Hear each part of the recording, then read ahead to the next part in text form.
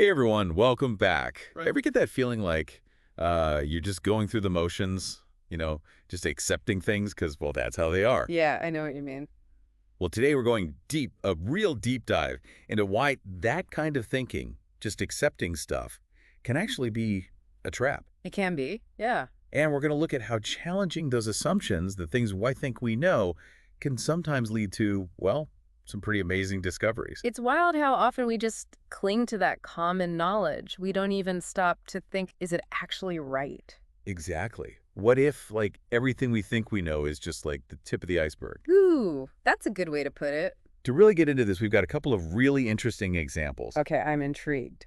So one is from the world of economics. We're going to look at the book Freakonomics. Oh, Freakonomics, classic. Yeah. And the other one, this one goes way back. It's a pivotal moment in medical history. Okay, so we're jumping around a bit. I like it. Yeah. In these cases, what they show us is how sometimes the most unexpected connections. Right. The things you'd never think to put together. Yeah. They can actually lead to major breakthroughs, new insights. It's about being willing to look beyond the surface. Like, don't just accept the easy answer. Right. Think deeper. Exactly. Even if the other explanations seem kind of weird at first. All right, so first up, let's tackle Freakonomics. They take on this big mystery.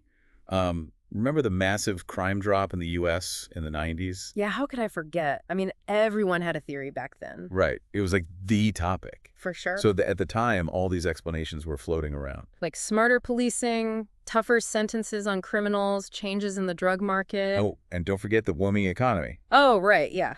Everyone was doing well, so less crime, right? Right. Makes sense. All logical, right? Like, on the surface, you'd think, yeah, those are probably the reasons. Totally. But the authors of Freakonomics, they weren't buying it, at least not completely. They wanted to dig deeper. Oh, yeah, big time. So what did they find? Well, what they came up with was honestly kind of shocking.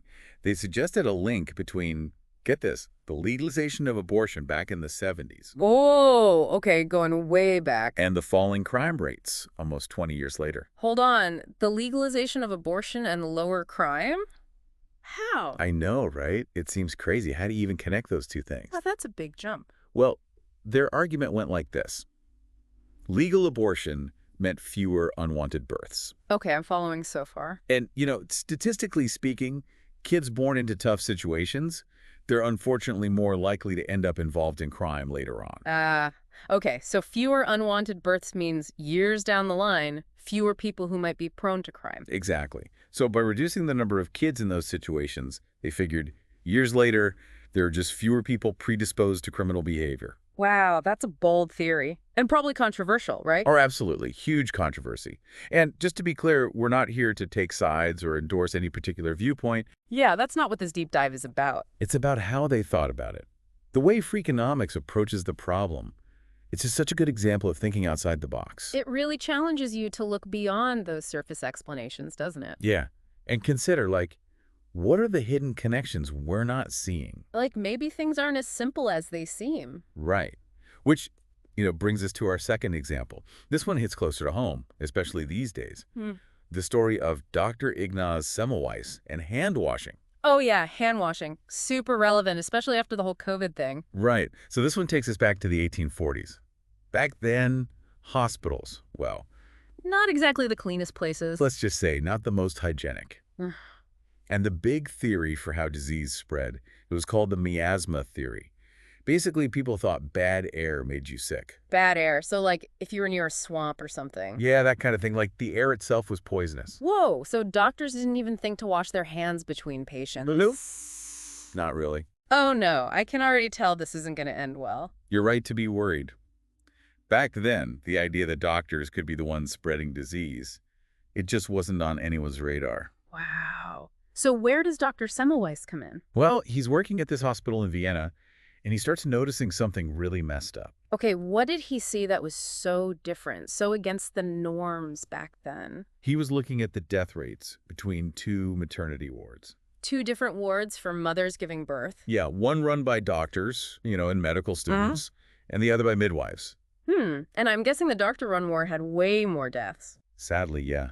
The death rate in the doctor-run ward was super high, like around 10%. 10%? That's awful. Yeah, but over in the midwife ward, much lower, only about 4%. That's a huge difference. Semmelweis, he was like, this is not right.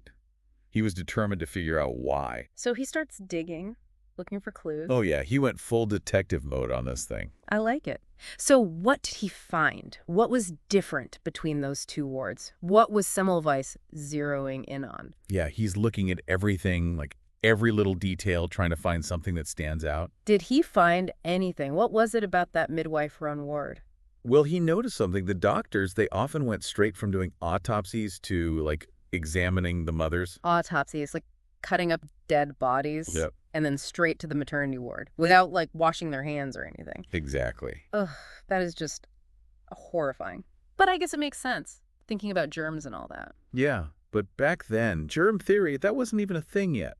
So what did Semmelweis think was going on? He thought those doctors, they were carrying something, he called them cadaverous particles. Cadaverous particles sound spooky. It's basically like stuff from the dead bodies, Yeah. right? And he figured that's what was making the mothers sick. So he was basically, like, on the right track to germ theory without knowing about germs. Exactly. He's way ahead of his time. But here's the thing.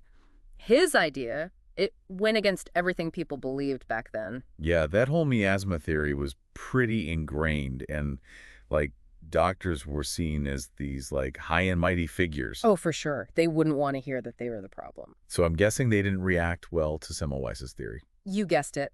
A lot of doctors, they felt insulted. Like, how dare he suggest they were spreading disease? They stuck to that miasma theory. And to be honest, Semmelweis didn't make it easy on himself. Oh, what do you mean? He was kind of a, how do I put this? A difficult personality. Like, not the best at communicating his ideas. So even though he had this evidence, like hand washing was saving lives, people just didn't listen. It's tragic, really. They rejected his ideas. Eventually, he got fired from the hospital. Wow, that's harsh. It is. And most people just ignored his work while he was alive. It's like a classic example of what can happen when you go against the grain, even if you're right. It's kind of heartbreaking. Imagine all those lives that could have been saved if people had just listened. It's a powerful reminder, right? How hard it can be to change people's minds, even with proof. But there is a bright side to this story. Okay, tell me there's a happy ending somewhere. Think about it. Today, hand washing, it's like the most basic thing in healthcare. Yeah, we're all obsessed with it now. Right, and it's thanks to guys like Semmelweis. His work, even though it was rejected at first, it paved the way for germ theory and, like, all of modern hygiene. It's amazing to think that something so simple, something we take for granted now, was once this, like, revolutionary idea. It really shows you how much things can change. So thinking about all this, what does it mean for us, for everyday life? We're not all doctors or economists, but this idea of challenging what we think we know, it's got to be important for everyone, right? Absolutely. Think about all the decisions we make every day based on things we just, like, assume to be true. Like we just do stuff without even thinking why. Exactly. Those assumptions, they come from everywhere. How we were raised, our culture, our friends, even just, like, all the stuff we see online. It's like we're on autopilot sometimes. Yeah, just accepting stuff without really thinking it through. And that's where this whole idea of challenging conventional wisdom comes in. It's about being aware of our own assumptions, asking, why do I believe this? So we got to look for those hidden biases. Yeah. And it's about looking for different perspectives, not just sticking to what we're comfortable with. Like maybe what we think we know, maybe it's not the whole story, or even completely accurate. Right. So how do we get better at this, at being more like critical thinkers? Yeah. What are some practical tips? Okay, here are a few things. First, cultivate that curiosity. When you hear something, especially if it seems super obvious, ask yourself, why is this true? Is there evidence? Are there other explanations? Don't just blindly accept stuff. We got to dig deeper. Exactly. Second, actively look for different points of view. Yeah. Talk to people from different backgrounds, read articles from different sources, get exposed to different opinions. Get out of our echo chambers. Exactly. It helps you challenge your own biases, see things from different angles. Makes sense. If you're only hearing the same stuff all the time, you're not going to grow. Right. And finally, don't be afraid to question authority. But, respectfully, of course. It's okay to challenge experts, ask for clarification, ask for evidence. Experts can be wrong too. Even the most respected people can be wrong. And a lot of times, progress comes from those who are willing to question the status quo. It's kind of empowering, right? Like Each of us, we have the power to change things just by being more curious, more critical. Absolutely. It all starts with that questioning. It's like that saying, the more you know, the more you realize you don't know. Really makes you think, right? Yeah, it's humbling. And sometimes you gotta unlearn stuff too. Right. We saw that with both Freakonomics and Dr. Semmelweis. They got a lot of pushback. Oh, yeah. They were ridiculed for going against the grain. But they were brave enough to question those assumptions, and it led to some huge discoveries. Exactly. Those stories, they're inspiring. Like, progress doesn't always come from following the crowd. Definitely. It makes you think, what about all those times when the conventional wisdom, like what everyone believes, is actually right? Hmm. That's a good point. Right. How do you balance being skeptical with, respecting what's already been established?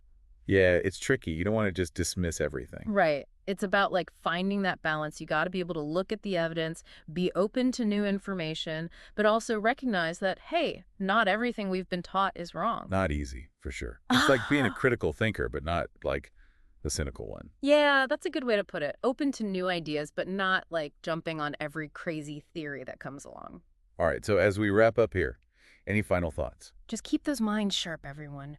Remember, challenging what you think you know, it's not about being contrary or difficult. It's about being engaged, being curious. And always digging deeper, right? Trying to understand the world a little bit better. Exactly. And that means questioning everything, even the stuff you think you know, for sure. Well said. Thanks for joining us on this deep dive into the power of challenging assumptions. Until next time, stay curious and keep questioning.